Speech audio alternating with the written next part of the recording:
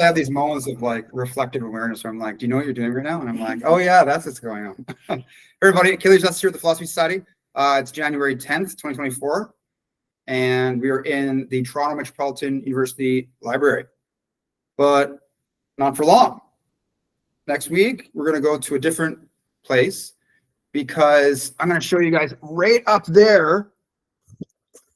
Sound comes in, as you could mention, or like in December, there was a video where I basically had to cut it short because people were having a little party next door. Oh, is it the one when I shut it down, or was it another? It was another party. I was like, yeah. Oh my God. Yeah. I don't want to be that guy because I remember being in like my early 20s and being excited about my new friends and the fact that we could procrastinate, right? And so I don't want to be that guy who's like, don't make noise, because then I'm kind of an asshole to them at least. So basically what we're going to do is we're going to go to a different room that doesn't have these noise issues. So we won't be here anymore, but we'll still be on campus. It might be, the room may change, but that doesn't matter. You know, it's fine. I think just the quality of the recording for online is important. Because if you can't hear me, or if I can't think as I'm speaking, it's a little confusing in some ways. So that's a thing. And we're also going to be doing it on Tuesdays, every Tuesday at 8, because there was a class Wednesday night that's important for me to just do this class. So do the class. So, you know, sometimes I'm very determined. I'm like, I must do it this way, but it's like, you don't actually have to. You're totally in control of everything that's going on right now. Yeah. Okay. So for today, I love doing this, by the way. Okay. So what are we going to talk about? I think we should just kind of start fresh again. You know, like what the hell's going on here? Why are you doing this again? Right? And we can talk about method. So generally speaking, like when we say like, what does philosophy mean, or being philosophical? You can just throw those words out there.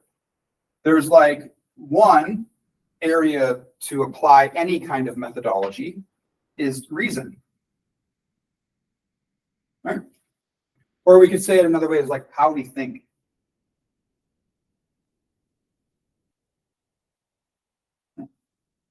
How we think. And there's a way to think about things, to be reasonable, to apply logic, you know? So we can talk about like one of those things is logic or critical thinking.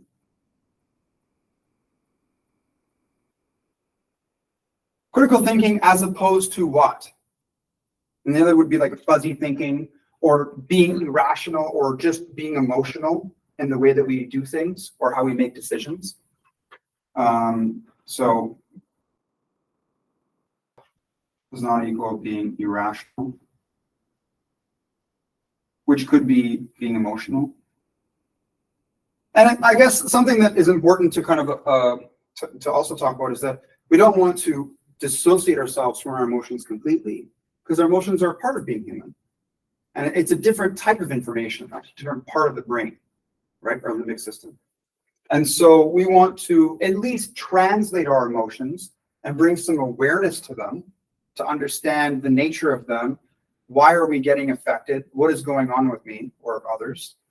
And how can we, you know, go through life in such a way that we're generating positive emotions?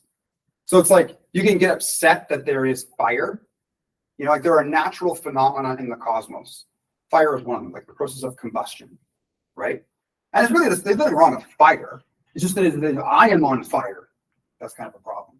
I don't want to be on fire, right? Or the room I am in is on fire. That's not good. But if I have like a fireplace, I have like a designated location, and the fire is there, and it's not going to hurt anybody, it's very useful actually, right? So emotions are like that. Emotions, you could have a situation where an emotion is generated and it's not good, right? And any person, really, any standard deviation, any normal person that was in there, they would most likely feel that way too. They'd be like, holy fuck, that sucks. You know, or, oh, that was really, really good, right? The wise thing to do is just to not go there. Don't put yourself in those positions, because it makes sense you acted that way, or you were acting irrational, right? So reason is one thing. but what is reason for? And then like, what is the method applied to? You know, like these things are a means to an end in some ways, right? To what end? You know, like what are we doing this for? And so in life, we're faced with situations. So I always do like this bracket thing. And I'll do like little variables that are interacting with each other. And the bracket is the situation or the context. And we can like define certain properties within the bracket that amount to what's going on. And so when we observe, so if there's some situation, first we have to kind of be aware of it. Right? What is there? And there can be some biases, meaning I didn't see something, right? Or I'm only picking out certain data and I'm not looking at other data, whatever that is.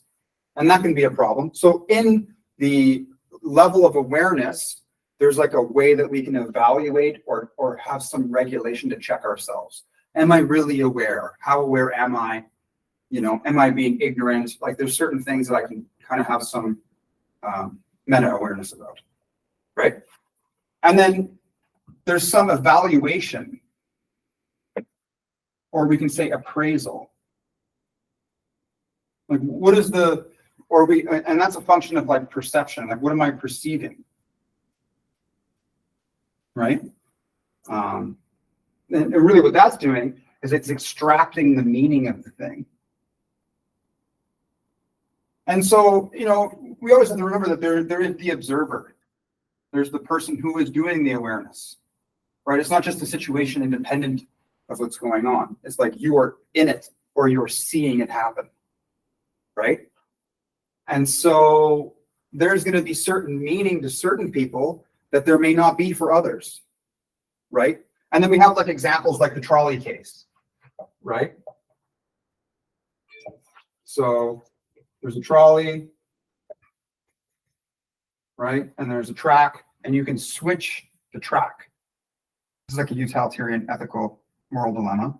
And so what would be the most ethical thing to do from a utilitarian perspective? It would be to let the trolley kill the one person and not the three people. And then you say, well, what if the three people were criminals and the one person is like your mother, right? Like, well, it changes it a little bit, right? Mm-hmm. And so the observer or the person perceiving the situation is necessarily going to have it's going to affect the kind of information that's extracted from it, right? And so a couple of weeks ago, we talked about like the human condition as like a constant variable.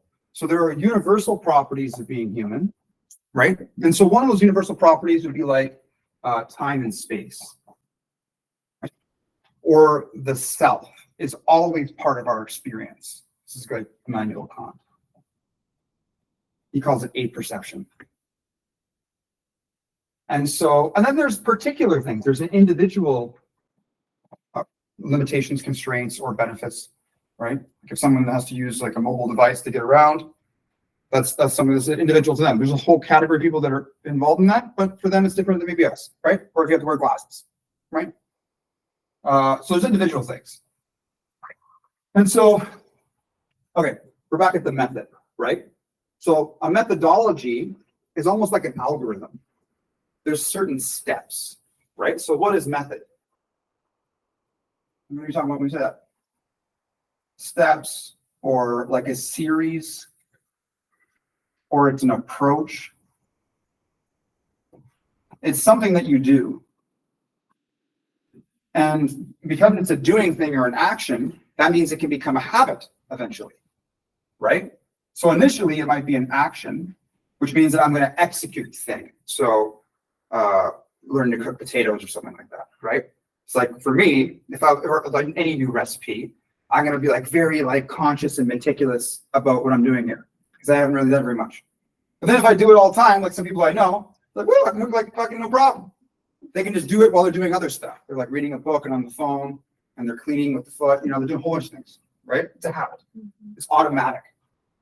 So action takes executive control, or a habit is automatic. So this method of reasoning, initially, when we're doing critical thinking, or if we're being aware of our biases, right? It may be a little bit, take a little effort. I have to like think, I have to slow down, and I have to meticulously go through my processing, how I'm thinking about things.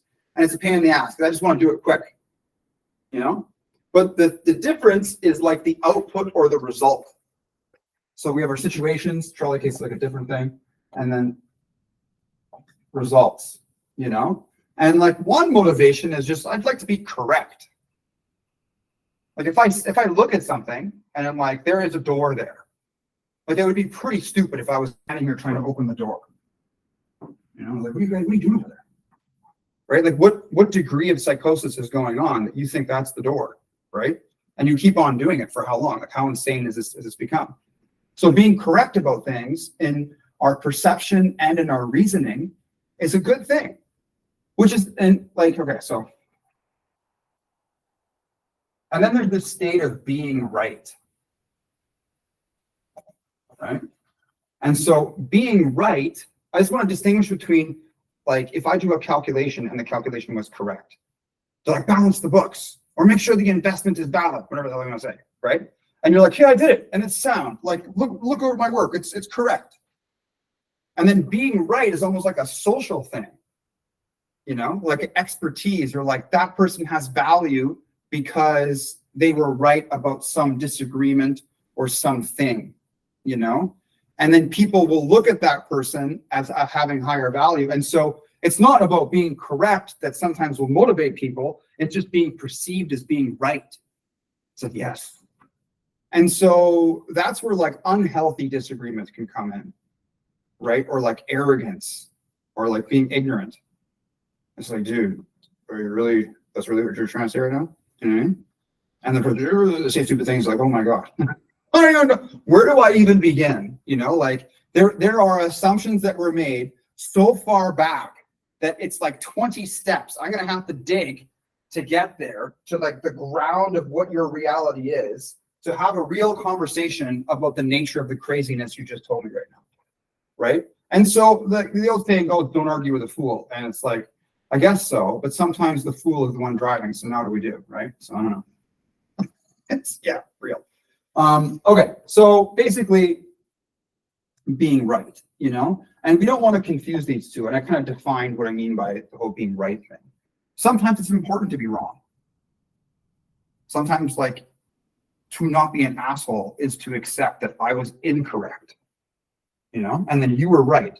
And there has to be this sense of fairness that when you do something correct, I'm like, hey, you fucking awesome there. And the person's like, I respect you now. Because I know I was correct, and then you also recognize that. But if you're like, again, a little bit of a narcissist, and you're like, I need to always be superior to other people, and I can never give you credit when you did something correctly, it's like, fuck you, man. Like, we're never bowling again, you know, because you're always changing the fucking scoreboard. It's a 3, not an 8. You know what I mean? Like, come on, let's go. So, yeah. So this is what I would say being humble is. I don't know, we can disagree about that, but I think that's it. What is the humbleness in a schema? It's about knowing when you're wrong, right? And accepting that. Mm-hmm. It's like, okay. And then when other people are right, you're like, yeah, you did a good job there. But sometimes people will talk about this humbleness is like, if you have confidence, you're like a bad person, and then they misappropriate you as a narcissist. But it's like, no, I just believe I can do it. And just because I said that I can do it, that doesn't make me a bad person. If I'm patronizing you and being condescending, okay, sure. And you go back in the asshole category again. Don't do that. But I think it's important for us to like believe in ourselves. So it's not necessarily contrary to being humble. Because sometimes believing yourself is like, oh, you're not being humble, and so it's a bad thing. It's like, fuck off, man. You know, if I'm being arrogant, that's a problem, right? Or if I'm like making myself seem better than other people, okay, chill the fuck out. Like that's the narcissism again. So humbleness is then accepting when we're wrong, and giving other people credit when credit is due. So, all right, this is like a roadmap. Okay, so, we have the method. So reason, thinking, and stuff. And so we're applying this logic and this stuff here to concepts and ideas. Concepts ideas, which is all part of language fundamentally, right? And so we go back to what this is being applied to, right? Because I think it's important to contextualize this stuff. We can like philosophy can start to not make sense when when it's not grounded and rooted in what's really going on, right? Like being empirical to some degree. Like, what the fuck are you talking about? So we need to like always have that question there and then always have an answer to it. And so we have the person, some situation, and they're using their language as a mediator to understand what's going on. They're putting words to things. And so the process of being philosophical is the word you used here, right, for this phenomena, A, is it the right word, right? Is that actually the thing? And B, like, you know, like, so it can be true or false. That's one thing. And then is the phenomena and the word, like, do they match up? So there's like a Venn diagram like that. You can have one that's very overlapping. Some of them are not overlapping at all. And you really want it to be like the word and the thing are like the same. That's like the best, right? And the more that it deviates, you're like, it's not really what we're talking about. You know, it's not an apple. It's clearly a cat. And you're like, how'd you fuck that up? You're like, oh, my cat's name was Apple. Oh, okay. That makes sense, right? So to be philosophical and scientific at the same time, scientists will talk about operationalizing a term or using a word to describe a phenomena like gravity, right? And the word is observable in the world with the phenomena that we're talking about, and you can measure it, right? So you could like measure the speed of like, so there's like the pen and the floor, and it's coming down, and we could say like this is like 1 meter, and then we could time it. It takes like 1.7 seconds, right? There's ways to measure this, right? Phenomena. So, yeah, and so there we have science and we have philosophy here. So the application of concepts, ideas, and language. This is where philosophy is really gonna stick with us. You know, this is where we're going to be utilizing our reason to make sense of these things. And so when we have a statement like X is Y, Y is Z, and X is Z, right? We have like a syllogism here. And so when we take the things in the world, like this is X, right? And then if we have another situation where we see something similar and we're like, oh, that's the same thing. That's where we're associating the terms together. And then if we ever associated Y with Z in a different context, now we can, through our reasoning, say that X is Z. Sorry. Okay, so that's reasoning. Very simple. And critical thinking, in some ways, is to distill out any errors in reasoning and to make sure that whatever reasoning we have fundamentally makes sense. We're making sense of the words we're using and the ideas that we're applying to the things that we see or the things that we think about.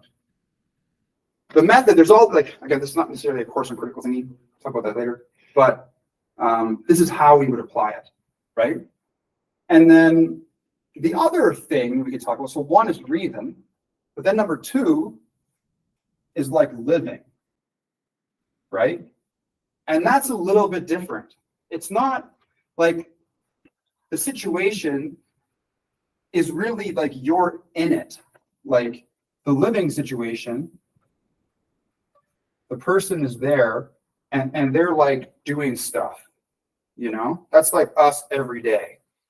And then there's certain decisions we make, right, that will change the situation to like, so this is like S1, this is like S2, and then the person's doing something else, right? So for reason, we have this technology, critical thinking, logic, language concepts, that kind of stuff that we can utilize to ensure that the method of reasoning is sound. But for living, what would that be? First of all, what is living? And then secondly, what are the properties of it? So I'm using this category of method to understand this one. Because this one existed before this one. Right? And the justification for that is just an evolutionary one, that our prefrontal cortex, the place where our reasoning exists, or the thing that produces our reasoning, came after. We existed as organisms first. You could say that a single-celled organism is living. Again, there could be an ambiguity on the term living here. Like, does living mean I have like a living room and I'm watching TV and I'm like going to work? Or does this mean I'm alive? Right? Kind of both of them. And so I think the living without the reasoning does not exist. okay. Because if you do things without the reason, you would die. Okay. All right. Anybody else want to jump in? Like, think about it, right? Mhm. If you know this is the cliff, you won't go there. That's the reasoning. Sure. Okay, so this is very good. So reasoning, again, concepts, ideas, and language. We can perceive stuff and have emotions based on what we perceive. Like, for example, you know, there's a thing and a cliff, and there's all these people here, and one of the people's like, look at me, woo! Everyone's like, whoa. Or this other one's like, I'm gonna try it, but I'm gonna go this far. Oh, and they bounce down and they like kind of survive for 5 minutes and then die. And then the other ones, some of them, they get an emotion from that. They get fear, and they're like, wow, I don't want that to happen to me. Right? Mhm. So for reasoning is something that is kind of limited to language. I'm thinking through things with language. I'm reasoning it out. Mhm. Whereas I may perceive stuff and my instincts will kick in. I'm like, oh, I'll just feel scared. And I can reason through it. I can apply language to that. But I may be able to, because like, for example, does the cat reason? Maybe not. Psychologists would say no, it's not reasoning. It's basing its decisions and behavior on instinct and habit. And so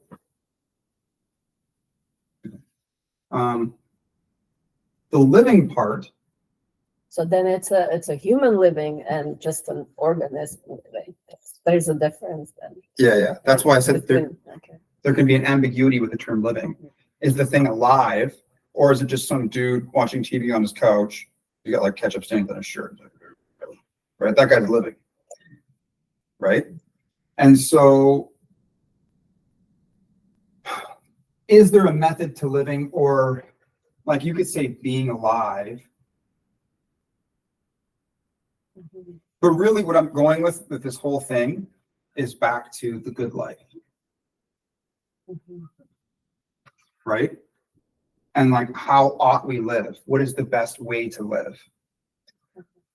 And so so if concepts, ideas, and language are like the properties of reason, or the thing that reason utilizes, you can also say like premises.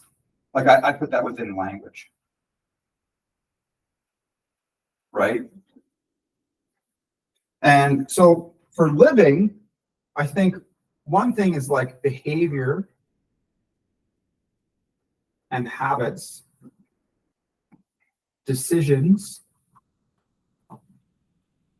you know, and maybe choice. Things like maybe responsibility,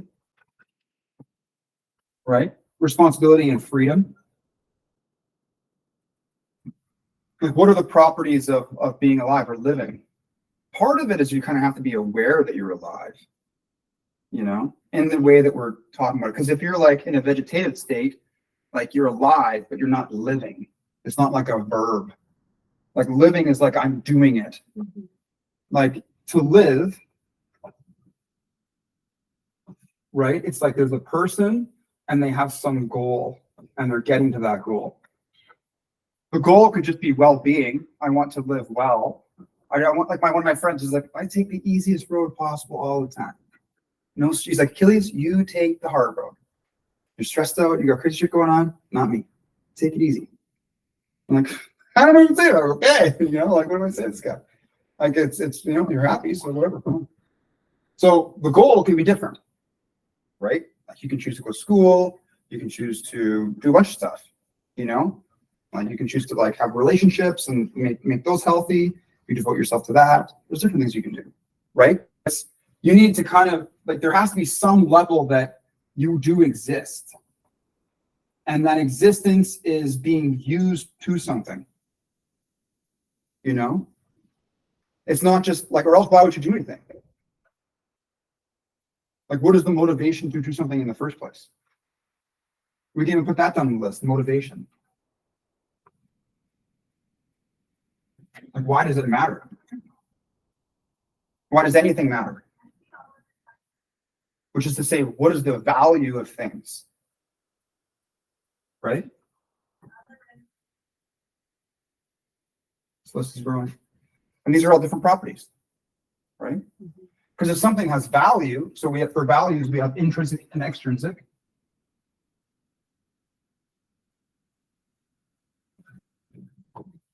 So something can be valuable in itself, like just the temperature in this room. It's like 1 degree too hot with the current. Like I'm wearing an undershirt. Maybe that undershirt would make a difference for me. But I'm comfortable. I'm not I just for no consequence, I feel good as I'm standing here. Right? But then you could say, or me doing this activity. I feel good in doing this activity. I like to see my progress of thinking. I like that we're doing it together as a group. Right? There's feedback here, so I'm just not talking to myself. If I say something stupid, you guys, what the fuck are you talking about? It's a little dumb. What'd you say that for? Right? So the extrinsic would be like the reward or the consequence of the thing. You get paid. I'm doing this job, and I fucking hate this job, but I get paid, so I'm gonna do the job. Right? Or if I like for singing, I love singing. I sing every day. I kind of just do it because for some reason, like making the sounds. It's weird. It's like I'm skiing or doing this thing. I'm like going through this flow, right? I used to do martial arts. I used to like the movement of the body, but then it just had to really come to accept that you're doing violent things. You're not swimming. You can move your body when you're in the water. You're not hurting anybody or learning to hurt anybody. Like martial arts for fish, like you're trying to fight fish in the water. Like, what the fuck is that? You're just trying to get through the water. You know what I mean? And so, like, I guess you could learn the art of yelling at people, but what the hell is that? Like, singing is more of like, I'm supposed to be pleasant. Is there an art, like a violence of the voice? I don't even know. There's martial arts, right? So, As an actor, yeah. I guess, but I'm thinking like someone going on the street and just be like, fuck you, yeah, just screaming at people, oh my God, and they just like fall down or something like that. And you just practice like being really aggressive with your voice. It's like professional assholism, whatever to that. Anyways, I'm just trying to say some things you do them because they feel good or because of just the thing in itself. Whereas others, which is intrinsic, other things you do them because of the consequence, right? And so to live or to have a good life, what would be the method? What would be the steps to like a defined method, right? So what do we mean when we say that? When we talk about reasoning or being philosophical, right? You could be like, I'm going to talk about this concept. Okay, what is it? You say ethics. What do you mean by that? Let me talk about it.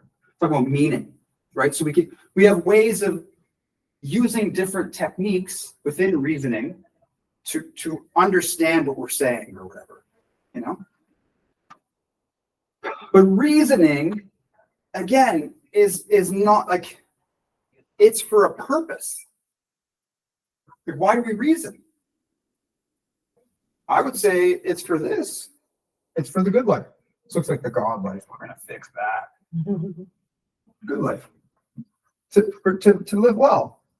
The reason we reason is to have a better life.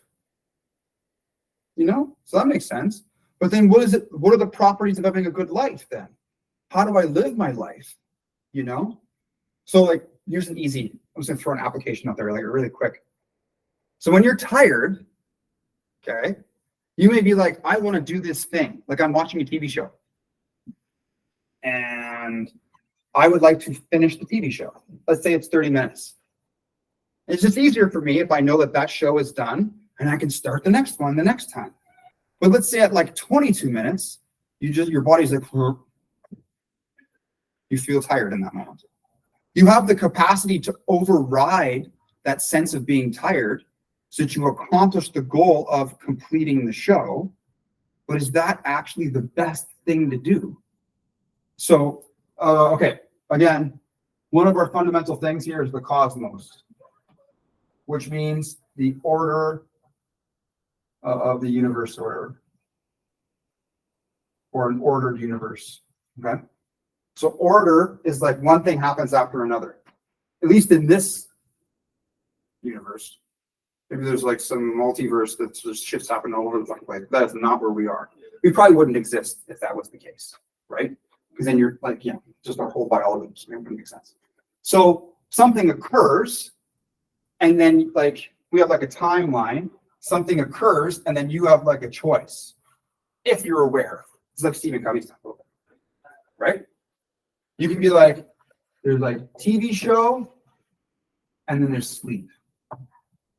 And it's like, but I just want to see what happens now. Right? And so what's more important? Sometimes we can develop a habit of like completing tasks at all costs. Just get the task done. And our capitalistic economy and the workplace, sometimes they dehumanize us and they use it as a means to an end, and it fucking sucks, right? So I'm using this example because this happened today. And I'm trying to teach myself that it's better, like when we talk about methodology and how to live, if I feel tired, the best thing to do is to just stop what I'm doing and fucking lie down for as long as I need to. It seems super easy and almost like, why are you even saying this? But if you actually look at your day and you're aware of how you do things, it's like, I don't actually always do that, at least for me. You know, maybe everybody else in the room, everybody else in the world, they're like, what are you talking about? This is easy. It's like breathing, you know? Not easy. But I think that we have a problem with it often, right? Are you tired? I'm not leaving. It's okay. So, yeah. So part of it is being aware of ourselves. So like maybe if there was a method, awareness kind of comes back into it again, right? So we could say like number one, so it's like the living method. One is awareness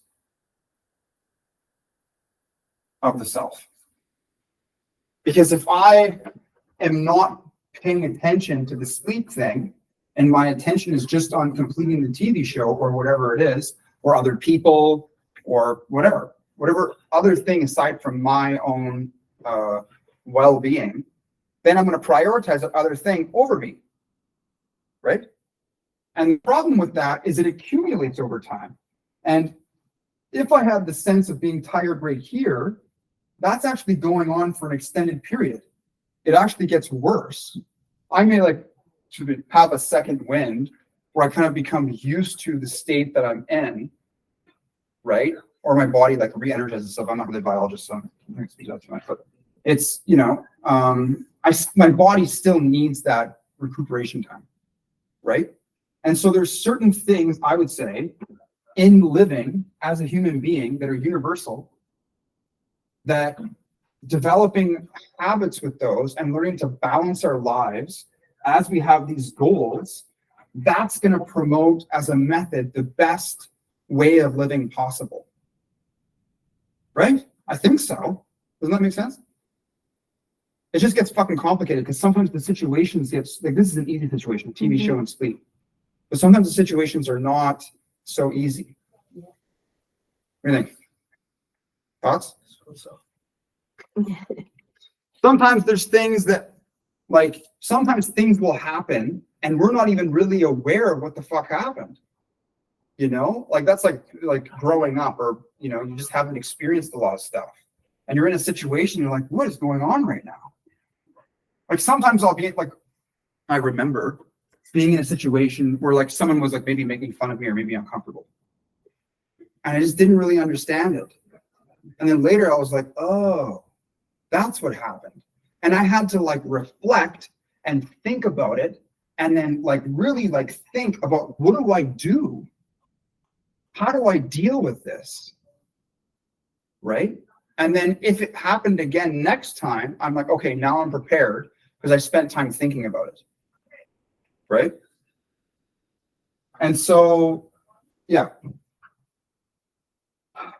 I think that it's important to have a method for reasoning, which is the philosophical approach, and we can go down that road. But I think there's something to be said about the properties of living. And it might seem, some of it may be intuitive because we all live. We all have experience doing it, but we really are like, we talk about it like, I don't know, haphazardly. Like, oh, I did this, I was tired, and I did this, and I did that. We never really talk about it from like a normative standard. What was the best way for me to have lived? We just describe what we were doing. This is how shitty my life is, or this is how great my life was. You know, this is what's happened, what's going on, but not what is the ideal standard that I should be striving towards, and does that standard exist? Because when we look at reasoning, there's like valid and invalid arguments, right? It's a valid syllogism. So then for ways of living, because we're human, right? We have the human condition. There are certain things that will, you know, make your well-being better or worse. Like how we eat, the scheduling of our eating, right? Our exercise habits, right? And then how we engage in learning. Like learning is part of it. Learning is everything that our instincts didn't give us, right? That we need for this goal attainment. So whether it's like habits or it's like intellectual learning. And that's just the way society functions. Like when you go to the workplace, like there's people will teach you shit. Like this is what you gotta do. This way exactly. Right? That's very mechanical sometimes. Depends on what kind of job you're doing. You know, I think that these are properties, behavior and habits, decisions and choices, responsibility and freedom, motivation, values, which could be intrinsic or extrinsic. Those are things that we're working with as we live. But then there's like the actual execution of the thing and the situations we find ourselves in. And so we could use these to evaluate the situation, like what's going on here, and have some awareness of how we're acting and behaving within that situation. Because I think that having control is important, to understand where your control ends and then, you know, determinism begins, right? And the degree of choice that you have in situations, like what can I really make an effect on? Okay, so I think this is important because we will come back to that, right? Or when someone has a problem, this is what, because if it seems so simple and you're just like, yeah, that's the way it is. Okay, that's good. But now when someone has a problem, right, then this is how you would solve it. You would talk about these things, and you talk about awareness, and then you actually have to physically go through it, like in the living part.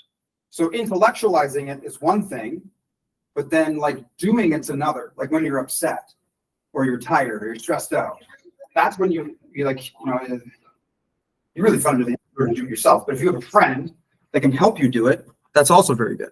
That's what like counseling is, you know.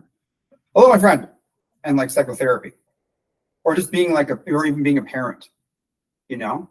And the kids are doing stuff, and like, that sounds like a good idea. And, oh, okay, well, told you, right? Yeah. So when we're observing our life, like the really what I'm looking for is the methodology, right? Like how can we have a method for living that is the best? That it just is the method, you know. And the alternative to this is like a religious framework where they're like, well, you need to pray. Like that's not on the board. There's things you need to do, right? And then I would say, well, the only reason you say that is because of some text or scripture that tells you to say that, right? Whereas, and you can say, well, Achilles is doing the same thing. You're just telling us shit, right? And so the meta method would be being empirical and observing stuff, right? And that goes back to the what is of our experience and our understanding. And both of these things is in some ways like a Socratic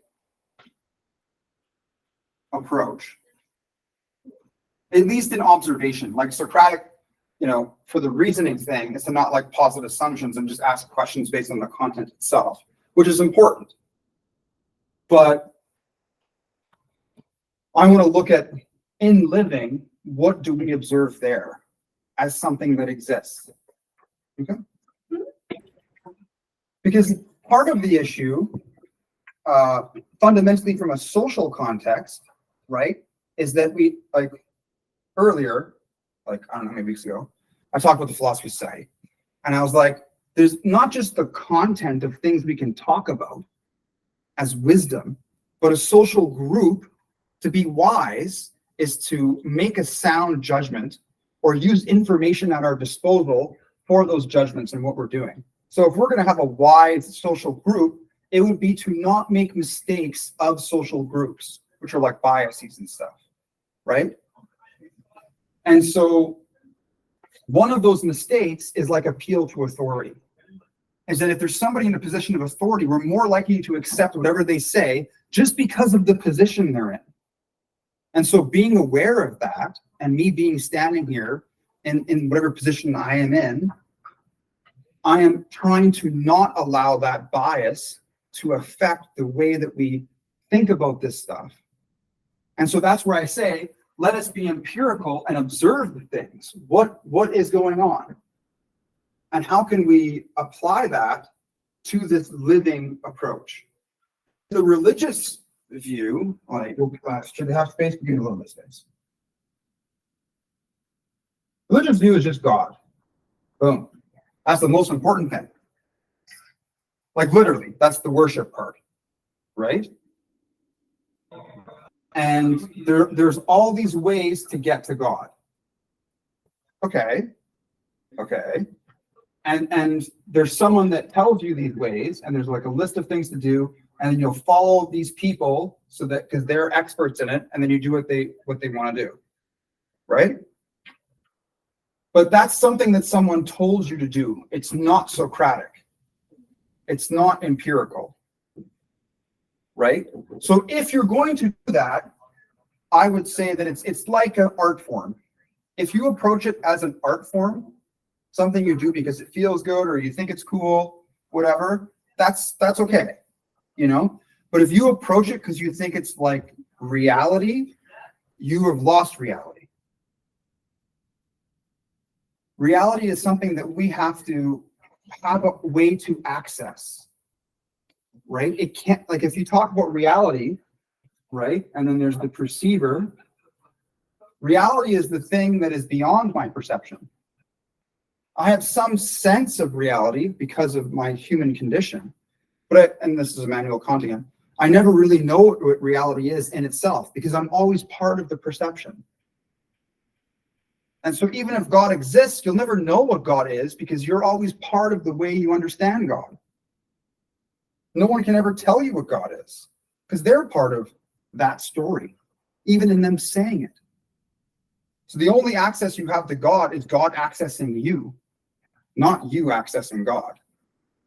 So just let it go. If it exists, whatever. It doesn't matter to you. What matters to you is the kind of person that you are and how you treat other people and what you do with your life. That's what's important. And how do we know what that is? Well, let's go back. There's being right, okay, but there's being correct. And so for us to be correct, we can be empirical. We can look at what is. There is a carpet in this room that has some stains on it. Some. It's not all stains. There's a couple of them. And there's a piece of a candy cane right there. I don't know how long it's been there, but it's right there. Right? That could be evidence of the lack of cleaning of the room. Or it could have been there from today. We're not really sure. Right? These are my sense perception things. And so we already know that there's problems with that, right? Like the person who thinks the door is over here and they like walk into it, oh, that didn't work, right? Like when you see those videos of people that like it's a glass door Mhm. and they like run right into it, or the birds that fly into windows and shit. It's the same thing. That's not psychosis or a hallucination. It's just a perceptual illusion. They just couldn't see the thing, right? And so to know reality, like this is the perception thing, the little arrow, we really have to go beyond the arrow. And that's where we get like science, right? Is to say that maybe just my own perception is not enough as a means of measurement. And so when I talk about these things here, like, do you perceive behavior? Does behavior exist? Right? Let's apply the same reasoning here. I'll say, yeah, I do perceive behavior in all organisms. How do I define it? Right? Then we'd have some way of defining it. The movement of an organism, for example, whether it's intentional or not. And then decisions, you know, we go through the same methodology for all of these properties. And the thing is that these properties apply universally to all humans and some organisms, right? You know, they're none are really exempt. And that's why I chose those, because of their universal application. And so that makes it seem a little bit more deductive. When we go back to our reasoning thing, we have two primary forms of reasoning. Inductive, which is going from a particular instance to a general instance. I saw one candy cane there, therefore the room is never cleaned, right? One instance to a general instance. Or I go from a general instance to a particular, that the library has rooms, this is a room in the library. To be deductive is to say that behavior exists in all organisms. I am an organism, therefore I have behavior, right? So it may be false that all organisms have behavior, but we're going to probably accept that all humans have behavior, right?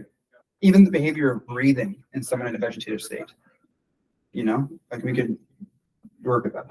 So anyways, the point is, if it seems intuitive and it makes sense, that's great. It's just the next step is the application, right? Like you could, like in the Philosophy Society textbook, there could be like questions at the end of this chapter, just like in David Burns's book, where he has like distortions, and then you like figure out the distortion, you figure that shit out, right? But really the true test is like when you're doing stuff in your life, or someone you care about is doing stuff. What do you guys think? Any thoughts? Mhm. I'm trying to fully complete the thought. That way it's like, we're done with it. Yeah? Okay. So, okay, from a few weeks ago, when I got distracted, I'm going to finish that thought. So when we have our goals, okay? So there's the days, and there's like 24 hours, and you sleep, and then you do stuff during the day, right? In this period of being awake, so one of the things I talk about is like the course of action. The course of action is how you go through a series of activities and habits throughout the day so that you can attain your goals. And sometimes what you do is you'll alternate activities based on like your physiological arousal. So I'll exercise a little bit, then I'll take a break from exercising and I'll read, and then I'll practice singing. And then I'll alternate those until the exercise thing is done, like my body has had enough exercise for the day, or at least 6 to 8 hours, right? And then I'll go to the next thing, which would just be more reading until that's done. And then eventually you just do entertainment. And so there's two things to really be aware of. One, so there's your primary project. So when I talk about project, I'm talking about like in Sartre's terms, whereas consciousness is always of something. So when I have this goal, it might be a future-oriented state. Like I want to become an architect or something like that, right? That's my project. I'm projecting my present self on this future goal. And so I will do activities in the present to get me there. But then I can have secondary goals. When I'm taking a break from the primary goal and I'm engaged in like latent learning, so even though I'm not actively focused on the task, my brain is still synthesizing data, or like neurons are synthesizing, whatever you want to say, I'm still like learning stuff, even though I'm not active on the specific task. So you'll alternate between primary project and then the secondary project. And they can go all the way down to like the nth project, right? But there's only so many things you can really do in a day. And then you take that day and you just multiply it by 7 or a week or whatever. And then over time, what you can do is you can attain these goals, whatever those goals might be. So like certain goals require training, right? Like the 10,000 hour rule, like being a vocalist or training martial arts. I did martial arts for 10 years, you know what I mean? And when I first went in there the first day, I saw these people doing like this MMA stuff. I was like, holy crap. Like I could never do those kinds of things. It seems so intense. And then within 3 months, I was doing it, right? Just because I was practicing it and I was focused my attention on that specific task, and it became a habit after. And so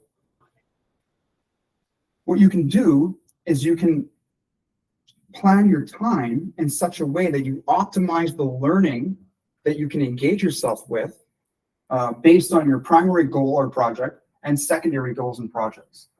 What is the primary project is something that is important. It really has to do with your values, right?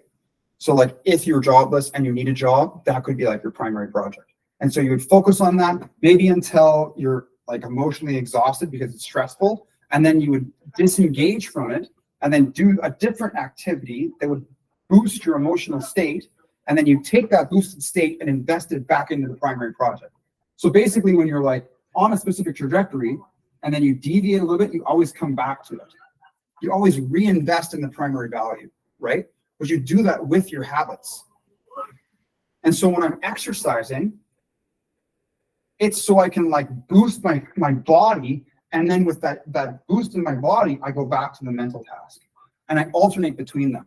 And what that also does is it regulates my stress too, right? Because then I release endorphins from the exercise. We're talking about method first. And usually philosophically, we have the method is focused on reasoning, right? There's a method of how we think and reason about things. And so the way we do that, or another way to say it is, how do we think about stuff, right? So we utilize techniques of logic or critical thinking, which is in contrast to things like fuzzy thinking, meaning it's not clear. The thoughts don't connect together. It's kind of fuzzy. Whereas critical thinking is like the way that the bricks are behind us. They have a specific pattern that it always follows. As also in contrast to being irrational. The motivation or the reason, there is no reason for the decision. Like the causal factor for the decision was not a logical sequenced, clear reasoning process. It was like an emotion, right? And so in our reason, we utilize concepts, ideas, or language, which could be like a premise in an argument, right? And so here's an example of like a syllogism. X is Y, Y is Z, therefore X is Z, which is valid. And we utilize our reason as a means to an end. So we have certain situations in life and we apply our reasoning to those situations with language. To be reasoning about something is to use language, right? And being aware of the situation is the first step. And then we evaluate or we appraise the situation and we put meaning on it, right? And so when we're doing this appraisal or being aware, like the situation itself and the reasoning, we are looking at specific results. And so it's important for us to be correct about whatever we're thinking about. That's why learning logic and critical thinking is so important, right? And then when we look at the second factor, we're up here. Number two. Step back and look at 1, 2, here. Living, right? And the results of living is like the good life. And so it's important to be correct about how I live my life in the sense that I get the best life possible. And this is contingent for finite beings. It's important to live a good life because you may never ever have another life again. A side note of being humble, it's when I accept that I've made a mistake and then I acknowledge people when they're correct, which is different. You know, don't think that being humble means that you can't be confident. That's not good. Be confident, but don't make yourself appear better than others. That's not good. That's being an arrogant asshole or a narcissist. There's no need for that. There's other ways to have self-esteem.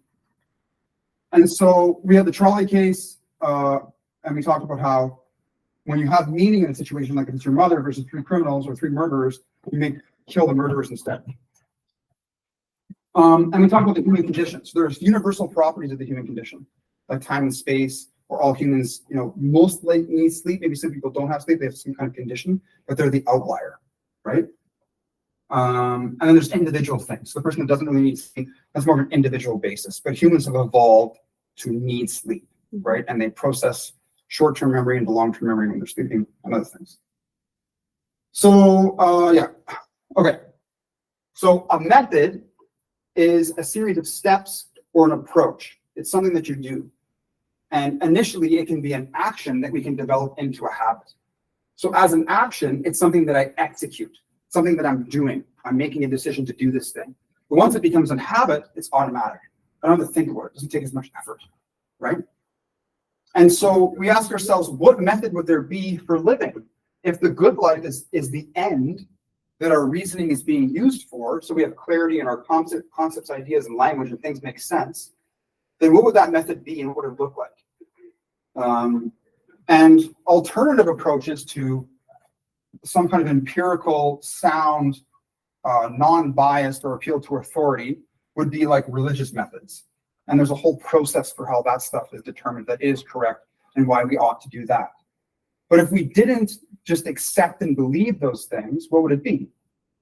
And so we can observe some fundamental universal properties in living, like behavior, habits, decisions and choice, responsibility and freedom, motivation, and then values, whether they're intrinsic or extrinsic. And we can apply those to how we're living our life to understand them. Then I gave the specific example of like sleeping in the TV show. So that would be a contrast of values.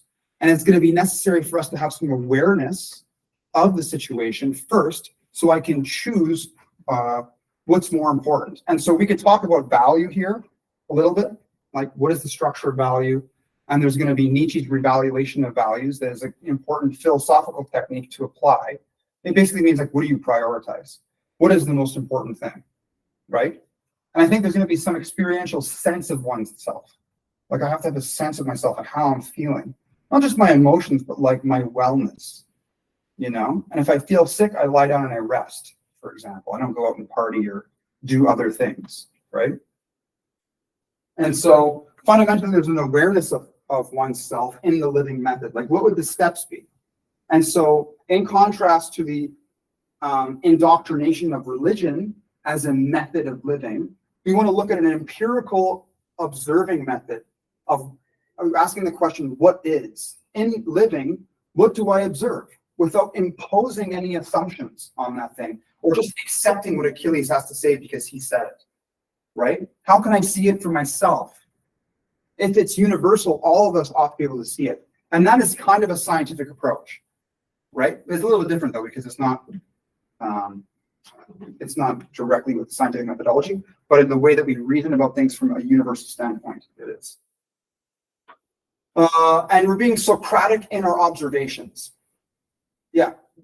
In the sequence of time, like when things are happening, we're assuming this like temporal element of the cosmos. There's an order to the universe, that things will happen, and there is some response that we can do as an agent within the cosmos to whatever is going on, whatever the situation, whatever is going in the situation. And again, there's an awareness of the situation and then an evaluation of that thing. The awareness is the observation, and that's immediately where we have to be aware of our biases if we can, right?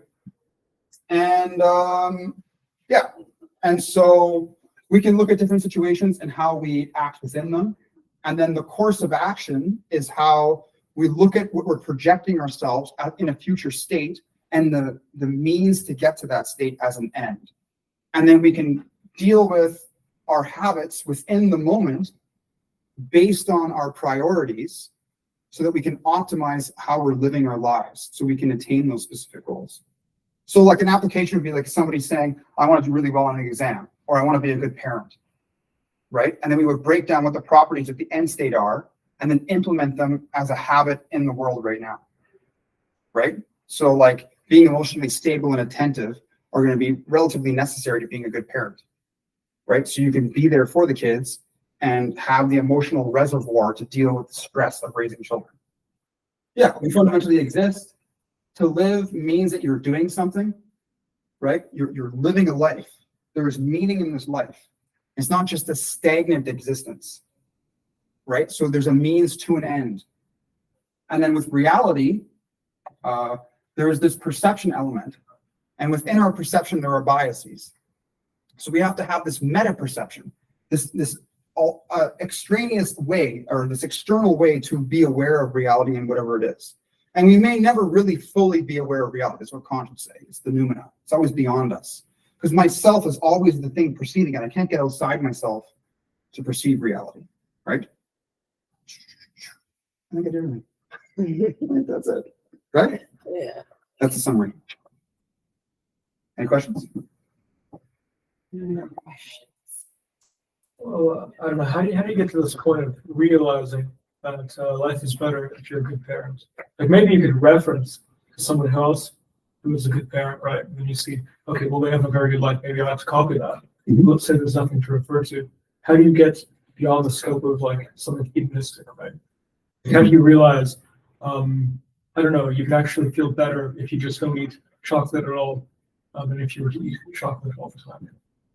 Yeah, like part of this gets into like a subjective, like individual preference thing. Like someone might have a dietary restriction for chocolate, like dogs can't eat chocolate, for example, right? Whereas another person, it may not matter, you know? And I think we want to look at the universal properties. So there's going to be some things contingent with being a parent, that the situation of being a guardian of a dependent are going to be universal. And then there'll be particular things, like if one parent's child has autism versus the other one doesn't, there's certain criteria that the autistic child, that they're at a higher needs than the one that doesn't. Or, you know, like having financial resources in most areas of the world is going to be necessary for rearing a child. If you lived in a society where resources were abundant, or like in 200 years when robots do everything and AI is like, don't worry about it. We built this meta apparatus that extracts energy from the sun and you guys don't got to worry about nothing. Okay, fine. But we're not there right now, right? So there's certain things that I think if we observe the situation, there'll be properties of the situation that we can extract, and then we can develop a course of action relevant to the situation, you know? And a big part of it, like I said before, is like, there's the awareness part, and then there's like applying language to the thing, you know? And so your instincts, like you may have to like do the thing first and then reflect after. Like I said, when I was younger, or even today, there's sometimes moments where like I just behave and then I reflect and I'm like, whoa, what happened? And I have to reason and sort myself through it. And then I think of a different way to approach it. I'm not going to say there's no like book that we could read or some methodology on parenting as an example, right? But part of it is like you have to get in there and do it. You know, just like bowling or some sport no one's ever played, you know? And you can have like the rules, but then there's like doing the thing. Like, yeah, just in order to be a good parent, I think you definitely need to, you know, search for some information. A lot of things based on your instincts, because this is just our nature to be, you know, a parent. But yeah, looking for just the methods or information, any kind of sorts of, you know, parenting is good before, then rather than, as you said, like do it and then step back and then see how it is. Because some of the things are just, you want to prevent. You know what I mean? Before you do it. Yeah, like iteration's a big part of it, right? Like you approach something, you step back and reflect, and then you approach it again. And you continually iterate and go back and forth until you get it to the place you want it to be. And so if it has to do with the kind of person that you are, right, or your relationship to somebody else, like a parent, I think the reflective process is important and growing from there, right? Like I reflect on what happened, and then I adjust these things and I'm a little bit better. And so if I recognize that like I didn't get enough sleep and I was a bit snappy with my kid, okay, try to get more sleep. right? To reduce me being a dickhead to my own child. Don't be an asshole to your kid, right? And so like properties of empathy are going to be important. Being compassionate is going to be important. Having understanding, right? Being responsive to the child's needs. Yeah. Practicing self-love, because you can only love someone or something else as much as you love yourself. To increase your capacity for self-love, and you can also provide that love to other people. It's good. So what do you think? Yeah, I mean, you brought up instinct. The problem is I feel sometimes instinct never kicks in. And maybe something I'm dealing with as well is actually placing a meaning on life. You know, as you maybe further develop through Maslow's hierarchy, or your needs are gradually met, or, you know, me, for example, I'm relatively young and fortunate that I don't have to, you know, worry about my survival or worry about paying off rent or something like that. You know, my parents can pay for most of it. Sure, it's kind of through myself that I actually want to work and want to pay for things. But I don't need to do that. Sometimes you can feel sort of pointless in the world. So I'm trying to figure out how you place meaning on anything when you're sort of at there's like an overabundance of everything. Yeah, okay, this is good. But, Mhm, yeah. have you heard of like the Japanese techniques called kai or ikagai? I think it's ikagai, yeah. And basically, it's like the art of doing the same thing every day, like loving something so much that you can do it daily with the exact same amount of passion. I would argue that. Like you wouldn't like, for example, something you would do for free just because it makes you happy and also produces value. You know? You're like, nah, it's not for me. Well, I feel like that's never constant. I mean, I can say the same No, thing about. because we don't know deep work. Like right now, everybody's so concerned with like, you know, making money. Like you said, you don't have to be worried about that. It's amazing, right? But it's like finding something that gives you joy and then you can self-absorb yourself into without, you know, needing to check your phone, or like just something that you can get lost in because you like it so much. And it's hard to find something like that because, as you said, in this world, everybody's so overstimulated. We have like a gazillion goals and a gazillion things to do. We don't really focus on that one thing. And like, for example, like back in the day, people would just paint all day until, you know, you paint the Mona Lisa or whatever, right? But now, like, nobody has the right like time to do 12 hours of painting a day. Like, who does that? Hopefully some people. But yeah.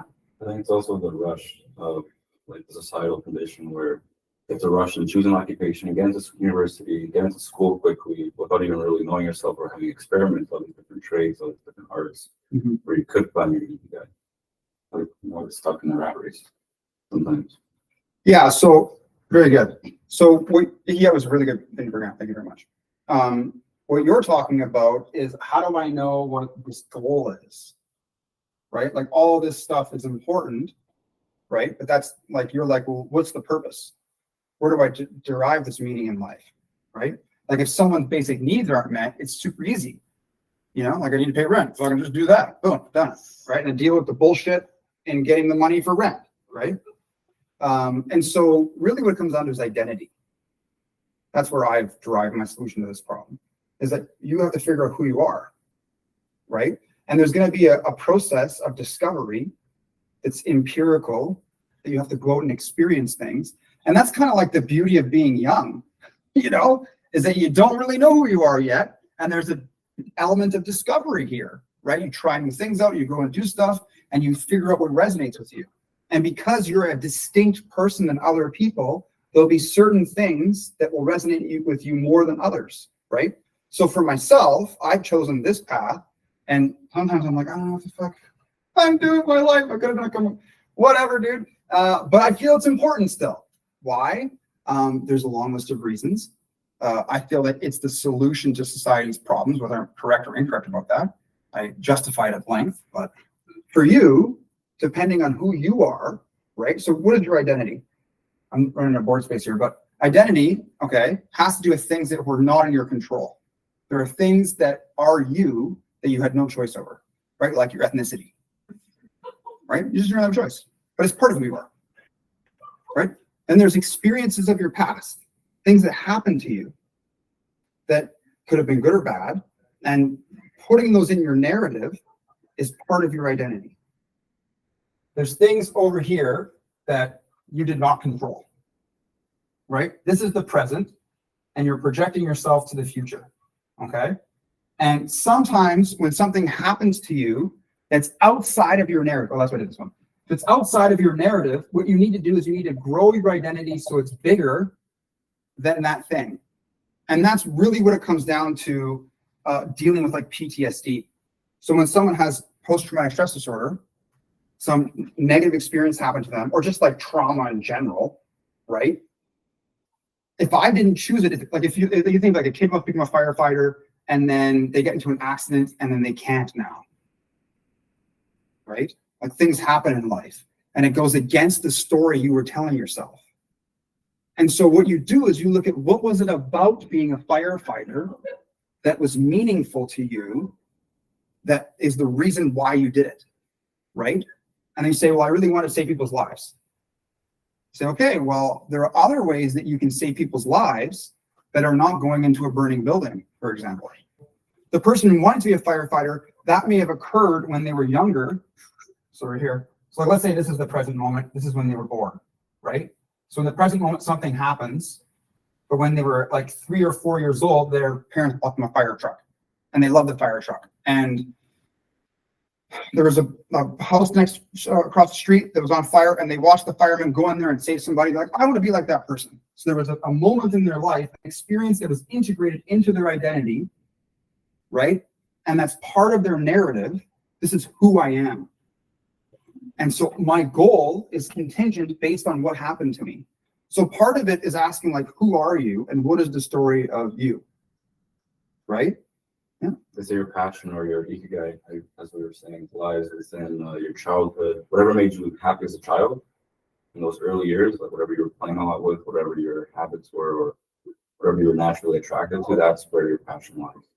Yeah, that could be a big joy, I would say. So who you are, right, is contingent on what's happened in the past, but it depends on what's going on. Like I said, sometimes things can happen that are out of our control that change us, right? And so we can have dissonance, and then you can say, well, is my life meaningless now because I can't attain this goal anymore? So for you, you identify, well, I come from a privileged environment. I don't have to worry about my basic needs. So it's difficult for me to orient myself and find a purpose, right? But for you, it might just be the case that that is not your purpose to focus on basic needs. Your purpose is now you have the time to do other things. So really, you're in the stage of like discovery, where you can go out and determine what is meaningful to you. And part of it is going to be contingent on your past, to some degree, right? Like, I like singing. You may not care. Well, I don't fucking care. Don't give a shit, right? But maybe you like doing other things. I think that there's certain properties of being human that we can focus our attention on, right? So like you can be artistic. There can be some expressive way of being artistic.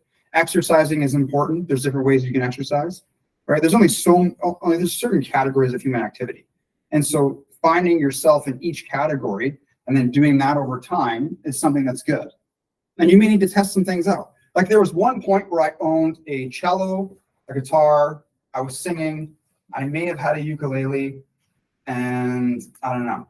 That was like in that moment. And carrying a fucking cello around is a pain in the ass. One of the reasons carrying a guitar around is a pain in the ass. One of the reasons why I was like, I'm just gonna be a vocalist is I don't have to carry shit. And it's like, I can sing wherever the fuck I am. I don't give a shit, right? Not that should be the motivation for your what instrument you're gonna play, but yeah, I categorize it as I want to do something in music, so I'm going to find something there that's good for me in that area. I'm going to have some intellectual discipline that I'm going to engage in, which turned out to be like philosophy and psychology, right? And anything that I do, I choose to do it in such a way that I profess the thing. I become so good at it that I master it. I don't just haphazardly half-ass shit. That's just the quality of my life. I just want to become the best at whatever I do. I just want to do my best. That's why I don't like using the word hobby, for example. I never use that word. I'm like, I'm a professional, right? Even though I'm not getting paid right now, I look at it that way, right? Because I take my life seriously. I don't just look at it as something I could just dispense. Like a hobby for me would be something I just don't even really care about. There's nothing that I do with my time that doesn't matter to me. I mean, it's also the way you word it is the way how you interpret it. Hobby, when you word something as a hobby, you may not take it as seriously. You may also just not put that much effort into it. It's just something you know, like leisurely. When you say that you know you're a professional at it, or you know it's your calling or whatever, you're gonna pour more energy into it, and you're gonna take it more seriously, which may be a good or a bad thing.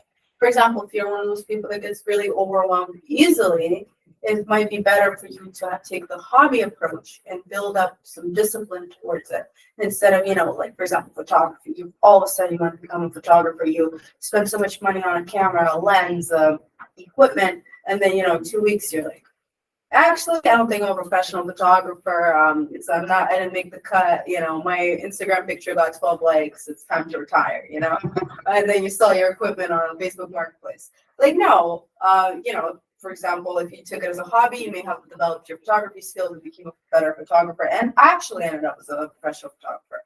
It all depends on how you know, what method and what strategy you need to accomplish your goals, I would say. And in the beginning is know thyself, you Yeah, know, for sure. like have a sense of who you are and like remember that your brain is like figuring that out too. Like there's your in the moment aware of yourself, but then there's like the thing doing the awareness, you know, and it takes time for that organ to be more concrete and like when I'm standing, I like grip the earth. You know, like when I'm on the dance floor, like I have a very wide stance because motherfuckers will push you. You know what I mean? It's a thing. And so I grip the earth. And sometimes people are walking and they're like, oh, this guy's legs there. And I'm like, yeah, you're going to step around it, right? Because I'm not going to give up my space. It's important not to let people push you around. And so that's like something with your life.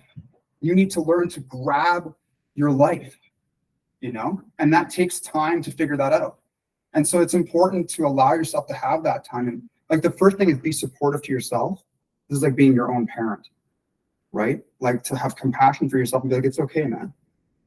If you need some time to figure some shit out, just take your time, right? That is the time right now. It's like, don't look at it from the perspective, like I shouldn't be doing this. Like I'm wasting my time. Like, what am I doing? And like have a negative attitude. It's the other way. It's like, this is actually the time for that. You know, like if you're on the beach, you could be sitting on the beach and be all stressed out. Like, fuck, this is just so fuck. Like, what is my life? Or you could be like, oh my God, this is amazing. Like, you know? And so you could be either way. Like some people go on vacation and they're just miserable and they're like, fuck, and they're drinking and shit. And then they're puking. It's like, what is the difference between you doing that here that costs you $5,000 or you just doing that at home and it costs you $50? Right? You see the beach. You see some nice scenery. I guess. You got Instagram stories. Sure. You're puking on the beach. It was an all-inclusive resort. They were Yeah. just taking advantage of the services. Someone else is cleaning up the puke. Exactly. No consequences. So, you know, I think it's like there's this element of discovery, you know, and if that's the case, that means you're an adventurer, right? You're on an adventure of the self and you're in Toronto, right? Like, what's the situation? Well, there's a trajectory here. You're going in this direction. So what is that? That is discovery. What are you discovering? Who you are. Where are you doing it? You're in this place right now. Is this place good enough? Probably good enough for now. Why? Because it's like one of the biggest cities in the world. It's like got every culture all over the place. So you get to see what the world is, like a little mini cosmopolitan place, right? There's lots to do here. And it might only be the case that like once you've experienced a variety of things, then you really resonate with something, you know? You're like, I really like this. But the problem is once you try out so many different hobbies, too many different trades, you realize you like so many of them, and then you're like, I don't have time to do 20 different things every week. So maybe like split up per season. Yeah, no, that's a really good way of thinking. Yeah, I do that. Yeah. It also keeps seasons interesting. Like winter would really be some advertising and rebranding for most people. So, yeah. But then for occupation as well, it's kind of overwhelming. It's like I'm overwhelmed. I have like so many options that I could possibly take. That Such a being in your 20s. Embrace it. love it. The struggle. So what do you think? I like the idea. Well, the ideas or the method to an idea Okay, so what would be the next step for you in terms of what? in terms of the problem you identified? What the problem was, I guess. I feel I have no meaning. Yeah. I guess just experiencing more. Like that was something I was going through recently, and honestly, deduction is like elimination is a good way of going about it. Just find something that you definitely feel nothing towards, and it just helps you find the areas that you can zoom in on and explore more of. I guess, well, I don't know, the way I look at it is maybe I'll never actually find a meaning, right? But I guess I'll find different things that will eventually add up to what I view might be the meaning, but I'll never be able to see the meaning myself. I don't know if that makes sense. I think it's important for us to say what does meaning mean, right? Like what is the place of this, And so on the website in the book, there's 3 properties of meaning in life. Do you know what they are? You know one? Meaning of life, like purpose. There you go. That's what you said last time. That's good. Yeah. You always got that one. Yeah. So purpose, there's 3 things we need to have meaning in life. Psychologists say. You can go to the chapter. It's called Meaning and Purpose. And purpose is a future-oriented goal. So for one of the things for you to have meaning, you have to have some goal in the future. The meaning is like a state of my existence. I feel like I have meaning in life. So to have that experience, I have some goal in the future. That's the first thing. Second thing, coherence. Okay. Coherence is what I was talking about before, is how my life makes sense, right? There's all the shit happening, and then there's the story, right? I have like a European family. They came here around World War II. They moved to Thunder Bay, blah, blah, blah, blah. Some shit happened. I was born, and then this stuff happened, and now we're at the Philosophy Society, right? Story. And it makes sense. It wasn't like I was born on Jupiter, and I fucking lived in the United States and Canada at the same time. That doesn't make sense. This doesn't make sense, right? So your story needs to be coherent, it has to fit together. And the challenge with the coherence, and so there's the story, and then there's the purpose, which is in the future. Okay, so going back to the little circle, there's story and then purpose. So it's like the purpose is still in your identity, even though it's not something that exists now. So part of my purpose is to create an internationally recognized educational institution that also supports people from a community context called the Philosophy Society or equivalent. Doesn't exist yet, but I think about it every day, all the time. I lose friends because they're like, shut the fuck up about this crap. Just do cocaine and be cool like the rest of us. Yeah, exactly. That's what So, and for me, I don't care if I'm friends with those people. One of them used to be part of the Philosophy Society. And it doesn't matter to me, right? There's companionship. What does it mean to be friends with someone? That you're just they're just there?